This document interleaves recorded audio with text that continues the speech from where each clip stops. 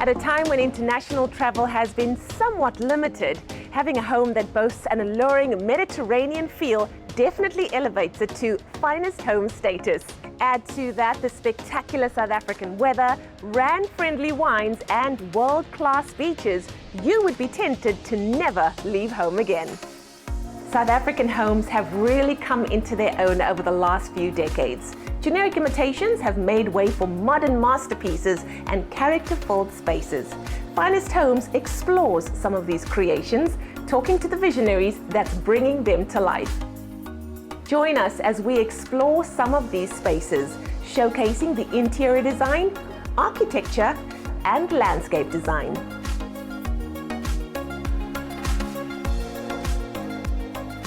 Today's feature home is one that could sit proudly in a Spanish coastal setting, but is actually nestled into the granite boulders that hover above the iconic beaches of Clifton.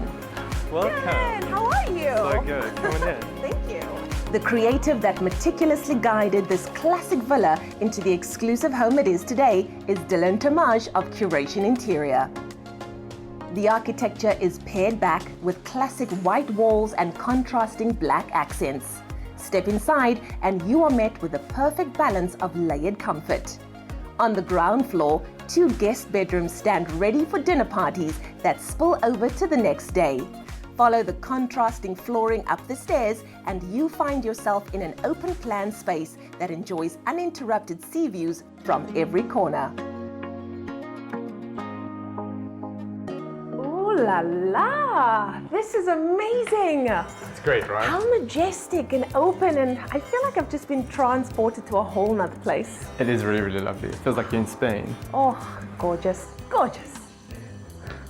Ooh, love. Dylan, I have to tell you, I am obsessed with the look and feel of this home. And I'm so surprised because from the exterior, this house has a very strong resemblance to a Mediterranean villa. Is that what the client was looking for? So yes, the client was looking for that, but I have to tell you this quickly. Yeah. This is my favorite house on the Atlantic seaboard. So when I met the homeowner, it was like a dream come true. So it was really exciting. And it was really important for us to keep the authenticity. So it just makes it feel a little bit more lived in and it resembles the beach and you can walk in the house. It's very tactile. We really wanted to keep that as the main focus in the house.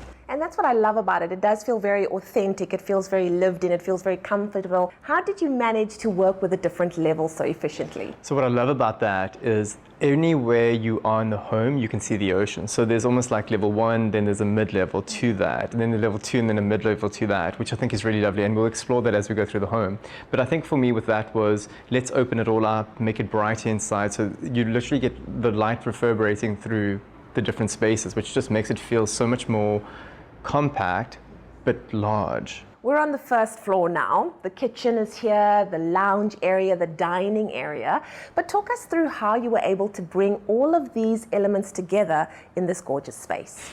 Love that question. For me, what was really important was with the sub-levels was just by opening it up, it created that sense of unity.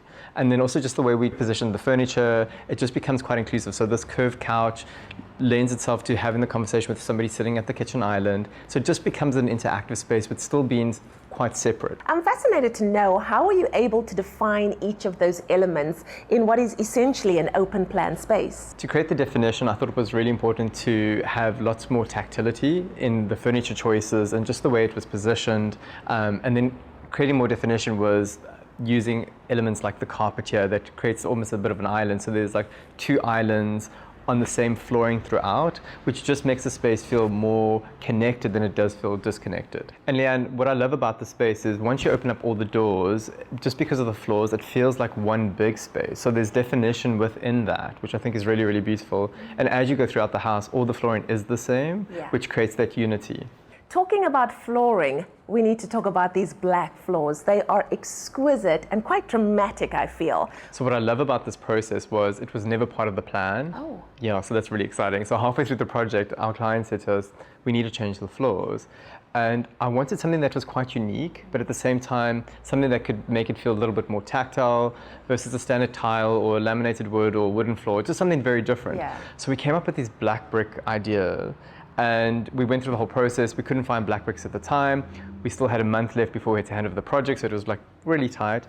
And eventually we found this brick. We tried to give it a different seal.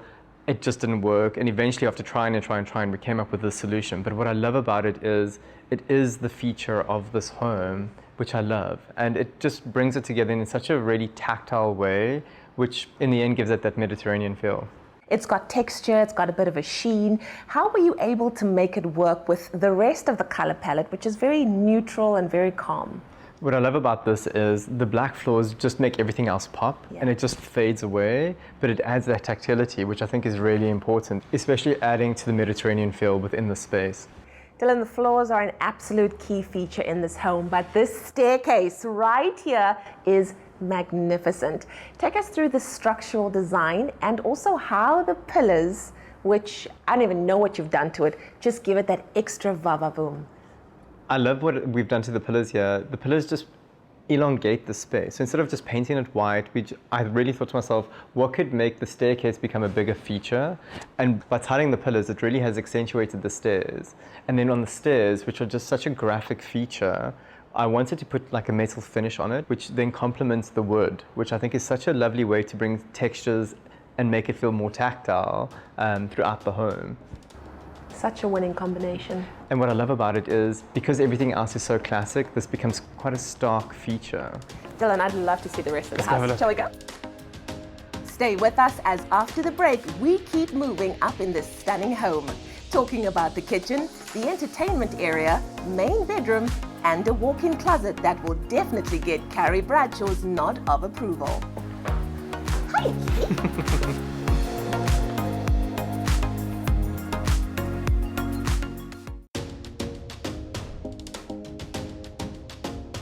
In today's episode of Finest Homes, we're visiting a home that gives us all the charms of a Mediterranean villa. Designer Thomaz of Curacion Interior meticulously guided this historic building into the finest home it is today.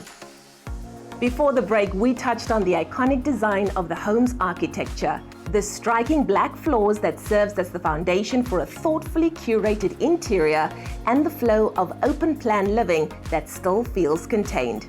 Flooded with natural light, the house flows seamlessly from one defined room to the next without the need for explanation. The kitchen sits on multiple levels and leads us to a kitchen nook that spills out onto the garden. Dylan, we just passed that incredible kitchen, and of course the kitchen is the heart of every home. Before we do anything else, can we talk about the design and then tell me more of the beautiful boulder that you see when you look out of the window? It really is my favorite part of the kitchen. When you're standing cooking, you just see this beautiful piece of nature. It's so exquisite. And the kitchen, it really is the heart of the home. When we hang out, we congregate there, which is really lovely. I have a funny story about the stone. The stone had to be hoisted in. So as we were hoisting it in, we had to have it cut up a bit because it was just too big, and marble's very fragile. So we did this beautiful inlay in the stone, which just creates such a beautiful feature in the kitchen. I am loving this kitchen. There seems to be so many fun and interesting elements to it. I love the gold extractor fan, beautiful pop of gold. What other layers did you add to the kitchen to just take it to that next level? What we did was we introduced the blue little tile that we have in the kitchen island. So it's all along the kitchen detailing, and then this tile behind us, which is also handmade, which is really beautiful. It was customized by the color to match the space. There's a history to it, there's a story to it, which is really, really special, and it just keeps in line with the tactility throughout the home. Something that I also noticed about this house is there are a few different dining areas. Like now we're in the breakfast nook, there's a few others. What, in your opinion, makes for a very engaging dining space? So for me, what is really important is the tactility of the surface, where we have the marble here, which I think is really lovely, and in the dining space we have a wooden table, which is again also a lovely warm texture. So with this area over here for the breakfast nook, we can have a bowl of cereal, or in the dining room, which is a warmer wood, which is just a little bit more engaging, especially for those beautiful evening dinners, which is really lovely. And what we've done in the dining room is we've made it into a round table, which is a lot more inclusive, which I think is really important. And I think there needs to be a bigger movement to a round dining table versus a rectangle. Dylan, my eye keeps gravitating to this gorgeous lighting fixture over here, and I've seen that you've incorporated quite a lot of it in this home, because lighting really does add to the ambiance and the atmosphere of any home. How do you ensure that you get it right? This is the most important question in any home. And for me, the first point is always go for warm white versus cool. That I think is psychologically really important. And then for me, soft lighting and dimmers is also really important. And then when you look at positioning the lights, try and create focal spaces around tables or kitchen islands, and then have peripheral lights around the area just to light up the space so that it doesn't feel like it's harsh and it's far more inviting. And what I also love is just the fixtures that you've incorporated throughout the house. They're so different, yet they all work. Yes, and even with this one over here, it has this handmade feel to it. Again, going back to the tactility of the home, it's all bringing it together in a very calm, sophisticated manner. Stunning.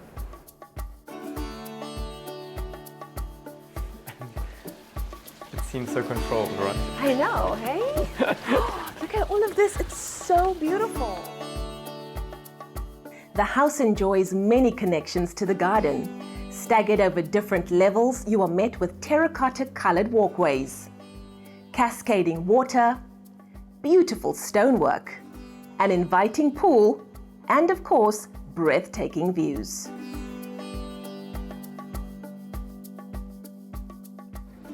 Dylan, there really is no getting away from the fact that this house is firmly set into its environment. So what were some of the updates that you added to the outside? So one of the biggest things that we did was join the inside and the outside by creating this big open space, which has really created that lived-in feel, which I think is really important. And then we added this pergola, which I think has really added to that harsh summer sun and just made it a perfect entertainment area, which I think has just been so good. And then to support that, we did this beautiful built-in seating, which we have wonderful dinner parties here and lunches and stuff like that, just to make it feel like an entertainer's dream. And to add to the Mediterranean feel, we went with these Dutch bricks here, which are really lovely, or better known as klompies, which just give it that more authentic feel.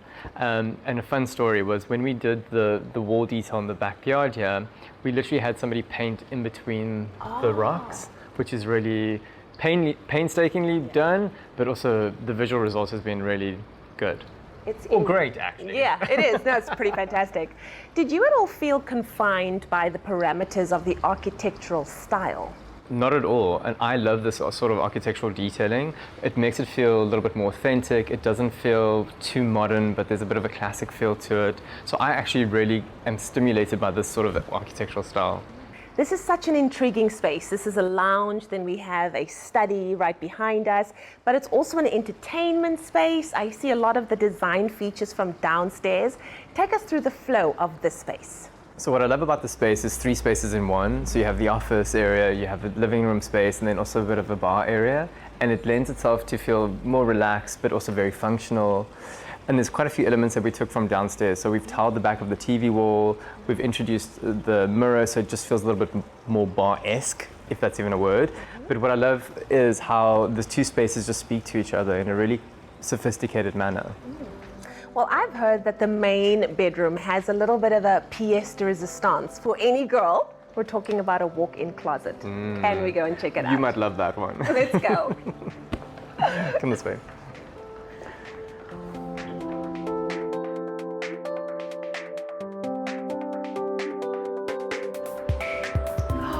Oh, who wouldn't want to wake up to this? Huh? It's amazing, right? It is absolutely gorgeous. I love this space. It's so good. Are you going to show me that walk-in closet? Come have a look. I'm trying to hold out on me. Yes! What? Beautiful. Insane, I right? love it. Insane. And look at the shoe collection. Oh, I'm here for a shoe collection. I love everything about it. The color palette, the softness. This is such a beautiful walk-in closet. Yeah. So Leanne, one of the things that we wanted to do in the walk-in closet was to create the Sex and the City feel. And we kept the carpentry quite neutral, but so that the clothing could really pop it. And the footwear, which you saw and you loved, right? Yes, gorgeous. Insane. I love how light and bright it is. Once again, like you said, the ocean is visible from every part of the house. Exactly, right? Yet in the shower, you still see the ocean. Oh, you still see the ocean. I love it. Take me through the design of not only the walk-in closet, but even that incredible bedroom. Right. So the intention of the bedroom was to make sure that the view is always primary. Yeah. So we had the bed face the ocean, which is really great because when you wake up, why wouldn't you want to see the ocean, right? Of course. And what we wanted to do was just make sure we could open up everything here and make it feel like you're just floating on a cloud, because the lower you lie, it's completely uninterrupted. Your clients bring you on board for your creative ideas and your vision, but how much of Dylan goes into every project that you do? Oh, that's a tricky question, but a really good one, because a lot of this is a reflection of myself, but interpreted in how the client would love to live. And I think that's exactly what an interior designer or interior architecture does, is make sure that you speak the same language as the client and just bring that to life in a really beautiful way, but using the architectural details to really bring the space to a new way of living. In your experience, what can viewers do and what features could they include in their home just to take it to that next level? Think about what the space is used for, and then rather keep it simple than overclutter the space, and do a beautiful neutral color on the wall and a very simple floor, just to make it feel like it's a little bit more pared back and not too cluttered, because I think cluttered spaces really do make you feel congested, and nobody wants that. After the break, we delve into another take on the Mediterranean design scheme, this time with Brandon Dowell of Studio James.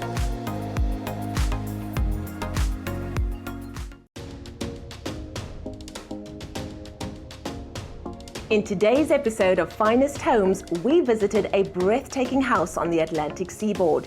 Nestled between the granite boulders of Clifton sits a historic villa that has enjoyed a transformative renovation thanks to the guidance of Thomaz of Curacion Interior. A home that flows seamlessly between the different levels and spaces, it boasts a muted color palette layered with organic shapes and bountiful textures. There is so much to love about this house, and a reminder that your home can be your favorite holiday destination. With our feature house resembling strong links to Mediterranean architecture, I was excited to see how versatile the interior scheme can be when it comes to different applications. To find out more about how you can create a Mediterranean-inspired interior at home, I met with Brandon James Dowell of Studio James in one of his favorite fabric stores. Studio James is an interior design and 3D rendering studio based in the heart of Cape Town.